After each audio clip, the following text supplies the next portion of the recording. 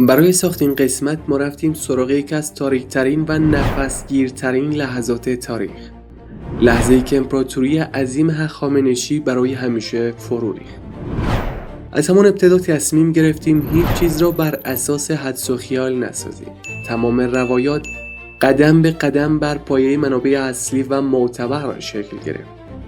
تاریخ هرودوت، تواریخ بابلی، آرشیوهای دانشگاه کمبریج و تحلیل‌های ارزشمند جورج رو درباره جهان باستان. بعد همه این اسناد را با هوش مصنوعی پیشرفته ترکیب کردیم.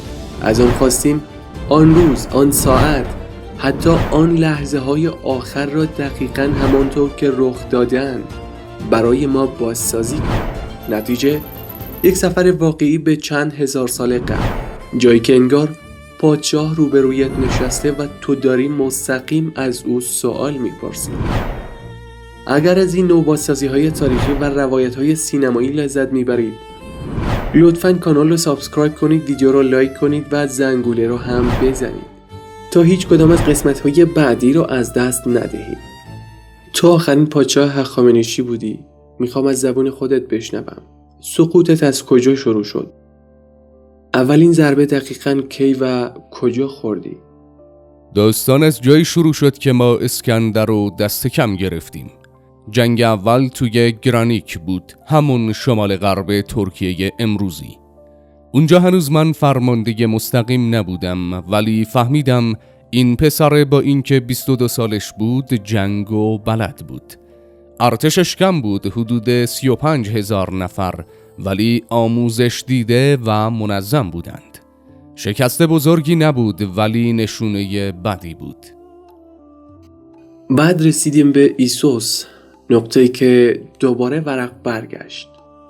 میشه برامون تعریف کنی اونجا دقیقاً چه شد؟ آره، ایسوس، جنوب ترکیه امروزی، سال 333 قبل از میلاد بود. اونجا دیگه خودم فرمانده بودم. ارتش ما چند برابر اسکندر بود، حتی اگه ارقامی که مورخا میگن کمتر باشه، بازم چندین برابر بودیم.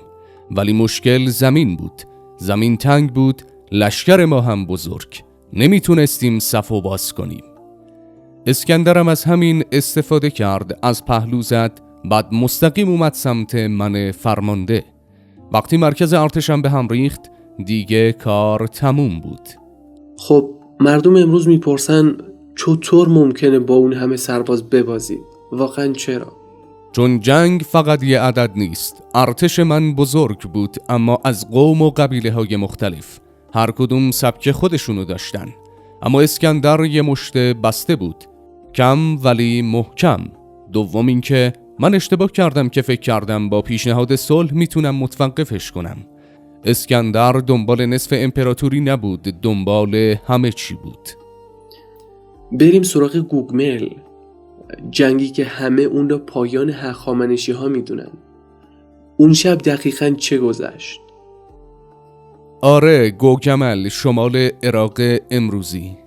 ببین، اونجا ما همه چیزو آماده کرده بودیم. زمین صاف کردیم، عرابه های داسدار، سوار نظام سنگین و همه چیز. لشکرم هنوزم بزرگ بود، بیشتر از 50,000 سوار. اما اسکندر دوباره کاری کرد که انتظارشون نداشتیم. از راست حمله کرد، وانمود کرد عقب میره، بعد یهو وسط سپاهمو پاره کرد. وقتی مرکز سپاه از هم پاشید، دیگه هیچی نگهشون نداشت. وقتی که جنگ تموم شد، اولین حسی که داشتی چه بود؟ ترس، خشم، ناامیدی؟ نه، فقط یه احساس. این امپراتوری که 200 سال سر پا بود، حالا روی دوش من در حال فروپاشی بود. یه غم سنگین بود، نه برای خودم، برای مردم، برای اون تاریخ طولانی. بعد از گوگمل عقب نشینی کردی، از بابل رفتی، از شوش رفتی تا رسیدی سمت شرق ایران. چرا جنگ چیریکی راه ننداختی؟ چرا اعتماد کردی؟ چون من شاهنشاه بودم، نه رهبر یه شورش. اگه جنگ چیریکی را مینداختیم، ایران تبدیل به خاکستر میشد. اعتماد کردم چون سالها این ساتراپا بود که کنار ما بودن.